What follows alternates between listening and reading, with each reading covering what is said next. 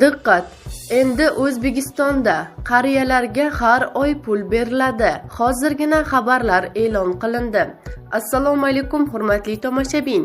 Tezkor yangiliklardan, birinchilardan bo'lib xabardor bo'lishni istasangiz, video ostida bir dona like va podpisatsiya tugmachalarini bosib qoldirishni unutmang. Faol nuroniylarga har oy 577.500 so'mdan pul beriladi. Bobo va buvilarni sportga jalb qilish uchun har bir mahallaga 10 million so'mdan pul beriladi. Faol nuroniylarga kambag'al oilalar 6 oy muddatga biriktiriladi hamda mahalla yettiligi oilalarning ijtimoiy-iqtisodiy ahvolini yaxshilashda faol nuroniylarga yaqindan yordam beradi. Faol nuroniylar har oyda mehnatga haq to'lashning eng kam miqdorining 50% miqdorda rag'batlantirib boriladi. Faol nuroniylar tavsiyasiga muvofiq quyidagi xarajatlar nuroniy jamg'armasi mablag'lari hisobidan qoplab beriladi.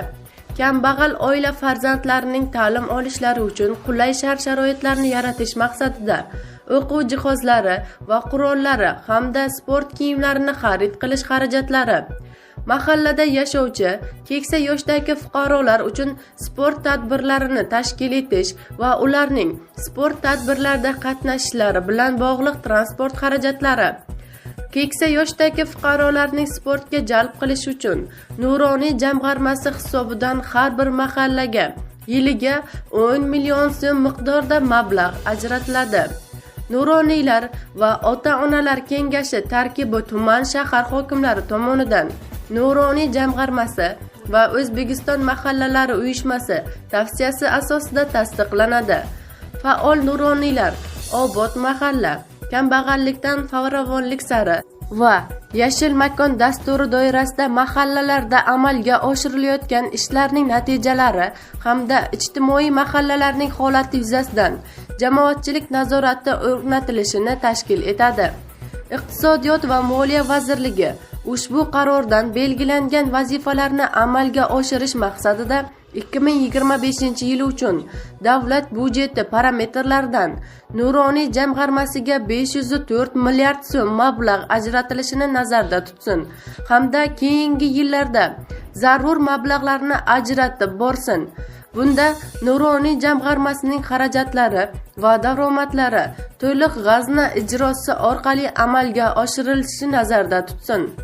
Xalq deputatlari tumani, shahar kengashlariga faol nuroniylar tomonidan taqdim etilgan ma'lumotlar asosida ushbu qarorda belgilangan chora-tadbirlarni mahallalarda amalga oshirish bilan bog'liq muammolar va ularning yechimi, shuningdek jamoatchilik nazoratida aniqlangan masalalar bo'yicha tegishli ijro etuvchi hokimiyat organlari rahbarlarining axborotini eshitib borish amaliyotini joriy etish tavsiya etilsin.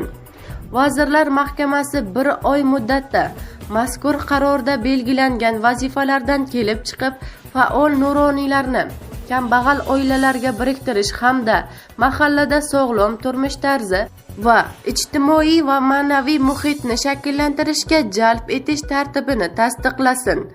Axborot va ommaviy kommunikatsiyalar agentligi, O'zbekiston Milliy axborot agentligi va O'zbekiston Milliy teleradio kompaniyasi bilan birgalikda mazkur qarorning mazmun mohiyatini jamoatchilikka yetkazish choralarini ko'rsin. Mazkur qaror ijrochisini samarali tashkil qilishga mas'ul va shaxsiy javobgar etib bosh vazir o'rinbosari ismi qisqartirilgan J.A. Qo'chqorov belgilasin, deya ta'kidlaydi O'zbekiston Respublikasi Prezidenti Shavkat Mirziyoyev Miromonovich. Malakasiz o'qituvchilar tizimidan chiqib ketsin. Alisher Qodirov, Milliy tiklanish partiyasi raisi, bolalarga yaxshi bilim bermagan muallimlarga yuqori oylik berish, raqobatdosh bo'lmaganlarini kerak bo'lsa tizimdan chiqarib yuborish kerakligini ilgari surdi. Qodirov o'qituvchilarning maoshiga rejalashtirilgan 50 trillionga yaqin mablag' kutilgan natijani bermadimi degan savolni ko'ndalang qo'ydi.